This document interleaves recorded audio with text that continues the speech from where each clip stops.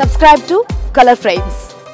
క్రికెట్లో ఆటగాళ్లు సాధించిన రికార్డుల గురించి మరో 10 ఏళ్లు చర్చించుకుంటారు. ప్రస్తావన వచ్చిన ప్రతిసారి రికార్డుల గురించి చర్చిస్తారు. మీడియా, పేపర్ వాళ్ళు కూడా క్రికెటర్స్ రికార్డుల గురించి కథలుగా విశ్లేషిస్తుంటారు. అయితే రికార్డులు ఎవరికి కావాలి, మైల్ స్టోన్స్ తో పనేముంది అనే ఏకైక ఆటగాడు రోహిత్ శర్మ. హిట్ మ్యాన్ తన క్రికెట్ కెరీర్ లో ఎన్నో రికార్డులు బద్దలు కొట్టాడు. తన అసాధారణ ప్రతిభతో అనేక మ్యాచ్లను గెలిపించాడు. కానీ రోహిత్ రికార్డుల గురించి ప్రస్తావన వచ్చిన ప్రతిసారి దాటవేస్తుంటాడు. తాజాగా మీడియా సమావేశంలో రోహిత్ మాట్లాడిన మాటలు సోషల్ మీడియాలో వైరల్ గా మారాయి. నేనెప్పుడూ రికార్డుల కోసం ప్రత్యేకంగా నిలవాలని ఏనాడు కోరుకోలేదు. ఆడిన ప్రతి మ్యాచ్, ప్రతి మూమెంట్ ను ఫుల్ గా ఎంజాయ్ చేయాలనుకుంటా. ఆడినంత కాలం మధురానుభూతులను సంపాదించుకోవడంపై ఫోకస్ పెడతా. ఎన్ని పరుగులు చేసా, ఎన్ని మ్యాచ్ ఆడే అనే లెక్కలు నాకు అవసరం లేదు. మైల్ స్టోన్స్, రికార్డ్స్, స్టాటిస్టిక్స్ ఇలాంటి వాటిని పూర్తిగా పక్కన పెట్టేందుకు ప్రయత్నిస్తున్నామని చెప్పాడు. వ్యక్తిగత రికార్డులు, మైలురాళ్ల కంటే టీం విజయమే ముఖ్యమన్నాడు. జట్టులోని ప్రతి ఒక్క ఆటగాడు గోల్ ఒకటే. వ్యక్తిగత రికార్డుల కంటే విజయానికే ఎక్కువ ఇంపార్టెన్స్ ఇస్తామని స్పష్టం చేశాడు. రోహిత్ 2019 వన్డే వరల్డ్ కప్ లో ఏకంగా 5 సెంచరీలు బాదాడు.